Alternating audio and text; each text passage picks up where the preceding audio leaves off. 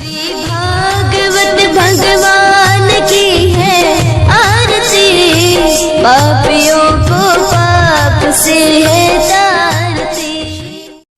हरे कृष्णा। आप सभी भक्तों को श्रीमद् भागवतम के सत्र में हार्दिक अभिनंदन और सुस्वागत। तो आज का हमारा विषय है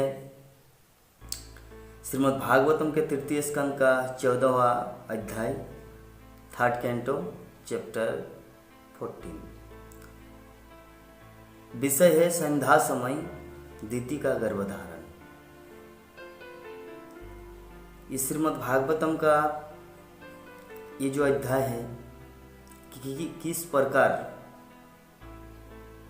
काम के बस में होकर जीवात्मा जो अनहोनी, जो नहीं होना चाहिए वो भी हो जाता है।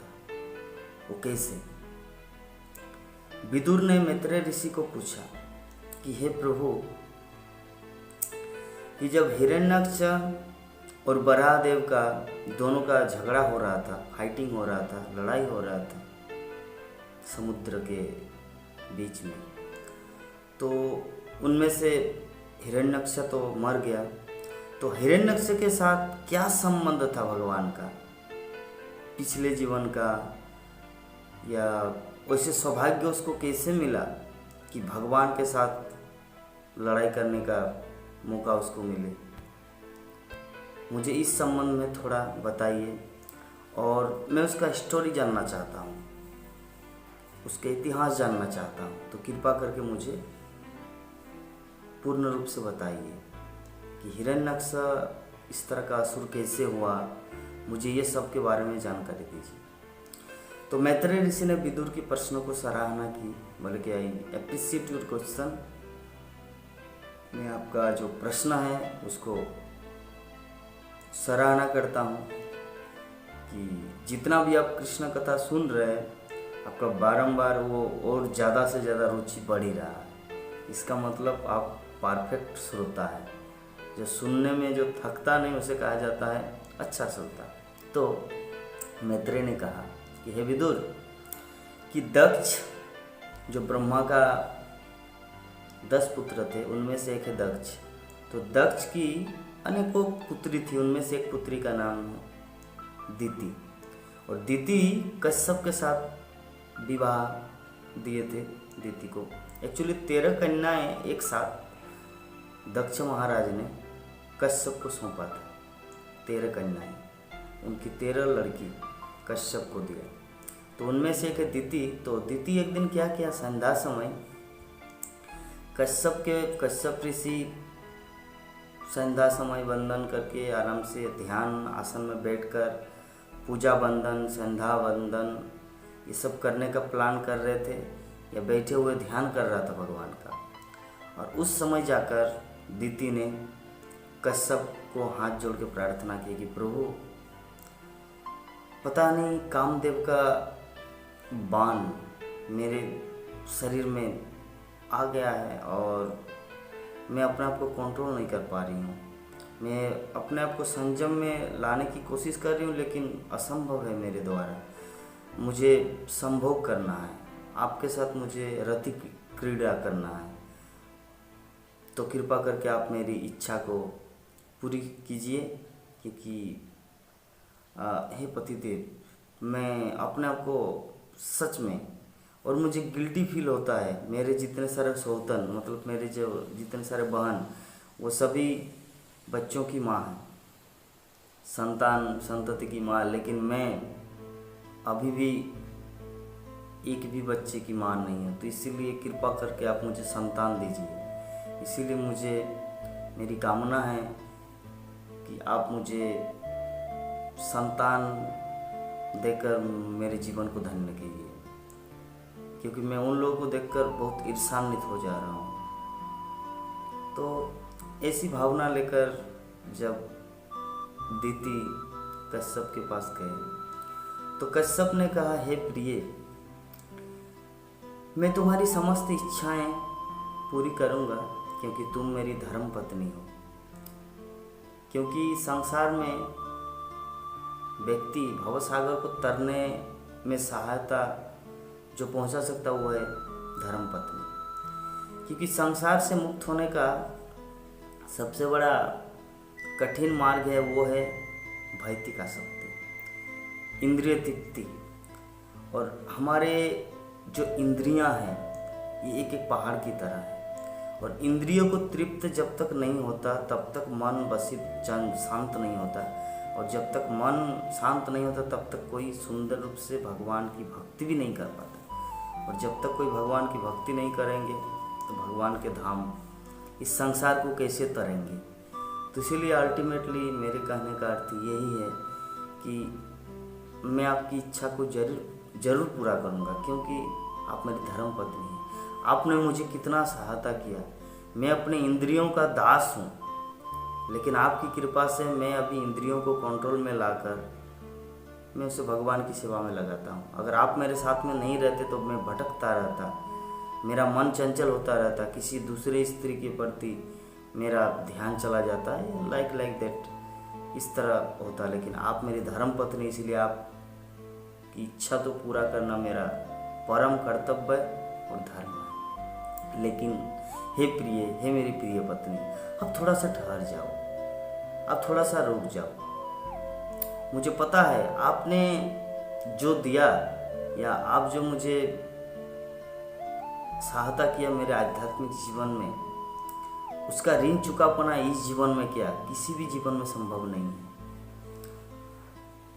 तो इस विषय में श्रील प्रभुपाद के इस तात्पर्य में, ये भागवतम का तात्पर्य में श्रील प्रभुपाद लिखते हैं कि एक पत्नी का जो ऋण होता है पति का, वो जन्म जन्मांतर तक उसको उस ऋण को चुका पाना असंभव हो जाता है। श्रील प्रभुपाद लिखते क्यों?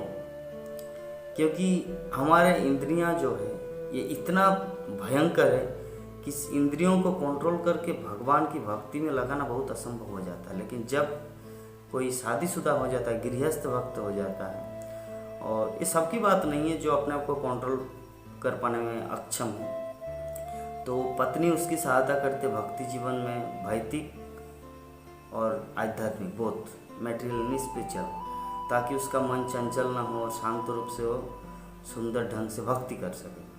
तो इसीलिए पत्नी का जो ऋण होता है ये सच में एक बहुत बड़ा ऋण है जो पतिदेव से चुका पाना असंभव हो जाता है। खैर, तो इस प्रकार जब कश्यप ऋषि अपनी पत्नी दिति को इस प्रकार संबोधन कर रहे कि हम आपके प्रति आभारी हैं, लेकिन अभी जो बेला, अभी जो समय चल रहा है, ये संध्या समय, ये समय ठीक नहीं है ये करने का। आप थोड़ा सा ठहर जाइए, रात्रिकालीन, मध्यकालीन रात्रि, मैं आपकी इच्छा को पूरी करूँ। लेकिन अभी जो समय चल रहा है, अभी क्या है ना, भगवान रुद्र मतलब भगवान शिव अपने अनुचरों के साथ भूत प्रेत पिशाच डाकिनी जोगिनी जितने भी है जो आत्माएं भटक रहे हैं, तो उनका जो आश्रय है शिव, तो वो शिव का आश्रय क्यों लिए हैं? भूत प्रेत, क्योंकि भूत प्रेत का अर्थ होता है एक जीवात्मा को पहले मनुष्य शरीर दिया जाता है, और मनुष्य शरीर में अगर वो शुद्ध भक्ति नहीं करता, भगवान की भजन साधन नहीं करता, तो अंत में उसे प्रेत योनि में जाना पड़ता है, और पाप के कारण भी उसे प्रेत भूत बनना पड़ता है, और वो भटकता रहता है सूक्ष्म शरीर में, स्थूल शरीर उसे मिलता नहीं, और जब तक कोई स्थूल शरीर प्राप्त नहीं होता वो भगवान की भक्ति डिवोशनल सर्विस कर नहीं पाएगा, और डिवोशनल सर्विस प्रैक्टिस नहीं करेंगे तो भगवत धाम भी नहीं जा पाएंगे। इसीलिए वो लोग ना तो पृथ्वी लोक में आता है ना भगवत धाम को चले जाते हैं, वो क्या करते, भटकते रहते हैं। तो उस भटके हुए जीवात्माओं का जो आश्रय है भगवान शिव करुणा करके अपनी कृपा बरसाने के लिए उन सबको अपना आश्रय प्रदान किए हैं। तो शिव जी ने उनको बोले कि एक काम कीजिए, संध्या समय हम लोग आप सभी को लेकर एक साथ में गांव, घर, कस्बे, महानगर, सिटी, बंदरगाह, हर जगह हम लोग जाएंगे, और इस संध्या समय में अगर किसी के घर में दिया, अगरबत्ती, भगवान की पूजा, वंदना, संध्या आरती, गौर आरती, तुलसी आरती अगर इस तरह नहीं होता, अगर मतलब भगवान की भजन साधना जिस घर में ये समय में नहीं होगा, और उसके बदले में कोई दूसरा पाप कर्म होगा, जैसे मैथुन जीवन, गैम्बलिंग, जुआ खेलना, पासा खेलना, मांस भक्षण, अगर ऐसे क्या हो रहा है तो आप लोग को एक चांस मिलेगा। क्या मान लो उस समय अगर कोई यौन संगम कर रहा है तो उनका जो पुत्र या पुत्री संतान जो होंगे, तो आप लोग सूक्ष्म रूप से उसके गर्भ में प्रवेश कर जाना। क्यों? क्योंकि इस टाइम आपका सुयोग है। क्योंकि बाकी समय में जो होता है ना, वो जो सुंदर ढंग से वैदिक रीतियों अनुसार स्क्रिप्चर, जो वेदों का जो नियम है, शास्त्रों के नियम अनुसार जो गर्भाधान संस्कार करते हैं, उसमें तो एक अच्छे संतान आता है, भगवत धाम से आता है, कोई स्वर्गलोक से आता है, या कोई अच्छा संतान आता है उनके गर्भ में। लेकिन ये जो पाप कर्म करेगा इस समय, ये संध्यावंदन में भगवान की भक्ति छोड़कर ये सब कुकृत्य करेगा, तो उसके गर्भ में आप प्रवेश करना। तो ये सब बात कश्यप ऋषि ने दिति को समझाया, सब तरह से उसको समझाया, लेकिन बोले कि इस समय अशुभ है और इस अशुभ समय में संभोग करने से असुरों का आगमन होता है, असुर राक्षस आपके गर्भ में प्रवेश करेगा। बहुत कुछ समझाया, लेकिन फिर भी दिति अपने आप को संयम नहीं कर पाया। उन्होंने क्या किया, दिति जैसे कोई वैश्या, प्रस्टिट्यूट पुरुष के कपड़े को खींचता है, एक स्वभाव है काम के वशीभूत होने के कारण, तो उसी प्रकार दिति निर्लज्ज होकर अपने पतिदेव की वस्त्रों को खींच रहा है ताकि वो मुझे संभोग करे। तो ऐसी भावना लेकर जब, तो अभी कश्यप क्या करेंगे, निर्बद्ध बेचारा बाध्य हो गया, क्योंकि अपनी पत्नी की इच्छा को नहीं पूरा करना भी, वो ऐसी परिस्थिति में आ गया कश्यप, ऐसा उनकी इच्छा कोई नहीं थी, वो संयम, वो सब कुछ में परफेक्ट है, वो तो भगवान का, ब्रह्मा का पुत्र है, कुछ उद्देश्य के लिए सब कर रहे, लेकिन उनका कोई इच्छा नहीं थी, लेकिन वो अपने आप को कंट्रोल कर पा रहे। लेकिन उनकी स्त्री एक छोटी बच्ची की तरह, और छोटा बच्चा जब पिताजी को बोलता है मुझे चॉकलेट देना है, मुझे चॉकलेट देना है, मुझे चॉकलेट दीजिए, तो क्या करेंगे पिता? इसका हो सकता है उसको अगर पता भी हो कि इसका कुछ रोग है चॉकलेट खाने से, लेकिन अगर वो मृत्यु का जैसा अगर बोलेंगे नहीं चॉकलेट देंगे तो मैं मर जाऊंगा, तो ऐसी परिस्थिति में पिता क्या करेगा? बाध्य होकर, ठीक है 2-3 चॉकलेट नहीं तो कम से कम चॉकलेट का हाफ टुकड़ा कुछ भी हो। तो ऐसे में कश्यप ऋषि इतना बेबस हो गए, मतलब वो कुछ बाध्य हो गया और एकांत स्थान में चला गया उनकी पत्नी को लेकर, और उस जगह में लेट गए और उनके साथ संभोग किया। और संभोग करने के बाद शिव जी और अपने अनुचर, वो तो उस टाइम में घूमते ही है, तो गर्भ में घुस गया 2 राक्षस, दो असुर। तो उसके बाद कश्यप ऋषि क्या किया, अपने आप को बहुत ही गिल्टी अनुभव कर रहे, बहुत ही पश्चाताप, अरे मैंने क्या किया यार, ये अच्छा नहीं करना, ये नहीं करना चाहते, लेकिन फिर इस तरह करके बहुत ही पश्चाताप करे। लेकिन पश्चाताप से होगा क्या? वो ध्यान में बैठ गया, गायत्री मंत्र का जप किया, मतलब पहले स्नान किया, स्नान करके अपने शरीर को शुद्ध किया, गायत्री मंत्र का जप किया, अपने वाणी को शुद्ध किया, मन को शुद्ध किया, पूर्ण रूप से भगवान के चिंतन में ये हो गया। तो ऐसी अवस्था में और जो दिति अभी बहुत पश्चाताप कर रही है कि मुझे पता है कि मेरे प्रति शिव जी रूठ गए हैं, क्योंकि उसको पहले शिव जी की महिमा बता दिया था कि मेरे प्रति शिव जी बहुत रूठे हुए हैं, तो मैं उम्मीद करता हूँ कि वो मेरी धृष्टता को क्षमा करे, वो मेरे इस कृत्य को क्षमा करे और मुझे कृपा करे, वो अपनी करुणा मुझ पर भी बरसाए। मुझे पता है वो बहुत ही क्रोधित हो गए, क्योंकि इस समय में ये नहीं करना चाहिए था, लेकिन मैं ज्ञान पापी, जानबूझकर भी मैंने ये काम किया। तो इसका मतलब क्या? मैं शिव जी का दोषी, लेकिन फिर भी मैं उम्मीद करता हूँ कि वो मेरी रक्षा करे, वो मेरी हेल्प करे।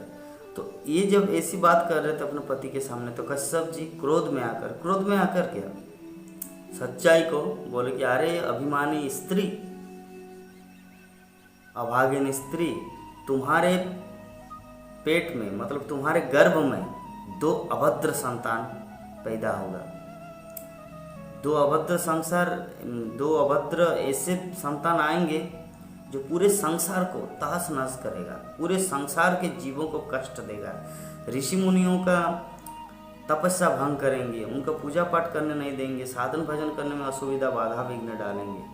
संसार का कुलांगार, ये कुल का दीपक नहीं, कुल का अंगार, ये सारे संसार में आपके ये जो 2 पुत्र होगा उथल पथल मचवा, मतलब बहुत ही कष्ट देंगे जीवों को। लेकिन एक चीज, इन दोनों को भगवान विष्णु, भगवान कृष्ण, भगवान राम, चैतन्य महाप्रभु, उल्लेख नहीं किया था चैतन्य महाप्रभु का, कि ये भगवान विष्णु के सुदर्शन चक्र से इनको मारेंगे। और तो और एक चीज, इनका जो पहला जैसे हिरण्यकशिपु, हिरण्यक्ष, रावण, कुंभकर्ण, दंतवक्र, शिशुपाल और अंत में जगाय और माधाई। तो हिरण्यकशिपु का जो पुत्र होगा वो है भक्त प्रहलाद। वो कैसा महान भक्त होगा, जैसे भगवान विष्णु की, भगवान कृष्ण की महिमा सारे जगत में विख्यात है, जैसे भगवान की महिमा अपरंपार है, अनंत है, उसी तरह आपका जो नाती पोता होगा भक्तराज प्रहलाद महाराज, उनकी भी महिमा इसी तरह भगवान विष्णु की तरफ फैलेगा सारे संसार में। और देखिए ये चीज़, ये कश्यप की बात में कितना दम है। जो उस समय कश्यप बोले थे, भूतकाल में आपका त्रिकालदर्शी, भूत वर्तमान भविष्य को जानने वाला, जो बोले थे कि प्रहलाद महाराज की महिमा, और सच में अभी हम लोग देखते हैं श्रीमद् भागवतम में, जब महाप्रभु श्री चैतन्य महाप्रभु जगन्नाथपुरी में थे, तो एवरीडे जब गदाधर पंडित श्रीमद् भागवतम को खोलते थे तो बोले कि प्रभु आज कौन सा चैप्टर पढ़ेंगे, कौन सा अध्याय पढ़ेंगे भागवतम का, कौन सा खंड। तो महाप्रभु बोलते कि प्रहलाद चरित्र और ध्रुव चरित्र। एवरीडे प्रहलाद महाराज की लीला को सुनते थे महाप्रभु। और अभी भी हम लोग देखते प्रहलाद महाराज का जो तपस्या, उनकी भगवान की भक्ति अभी भी एक जीता जागता उदाहरण है। जैसे भगवान की महिमा सारे जगत में व्याप्त है, उसी प्रकार प्रहलाद महाराज की भी महिमा सारी जगत में व्याप्त है। तो दीति को ये बात बहुत ही पसंद आया कि बोले कि अगर मेरे पुत्र को भगवान विष्णु खुद अपने हाथों से मारेंगे, मतलब सुदर्शन चक्र से खुद आकर, तो ये तो बहुत बड़ी सौभाग्य की बात है कि भगवान विष्णु मेरे गर्भ से निकला हुआ संतान, मेरे पुत्र को अपने हाथों से मारेंगे। और मेरा जो पुत्र, मतलब मेरे पुत्र का पुत्र, वो एक महान भगवान विष्णु के भगवत भक्त कहलाएंगे। तो ये तो और भी सौभाग्य की बात है, तो इसमें कोई चिंता की बात तो नहीं है। तो इस तरह करके, इस प्रकार दीति और कश्यप का वार्तालाप हुआ, और संध्या समय में दीति ने गर्भधारण किए और उसका गर्भधारण हुआ, और भविष्य में आएगा हिरण्यकशिपु और हिरण्यक्ष। तो आज का जो हमारा विषय था संध्या समय दीति का गर्भधारण, श्रीमद् भागवतम के 3 स्कंद का 14 अध्याय, तो ये समाप्त हो रहा है। कल तक के लिए हम आप सबसे विदा चाहते हैं। हरे कृष्ण। इस वीडियो को लाइक करें, हमारे चैनल को सब्सक्राइब कर बेल आइकन जरूर प्रेस करें हमारी न्यू वीडियो सबसे पहले।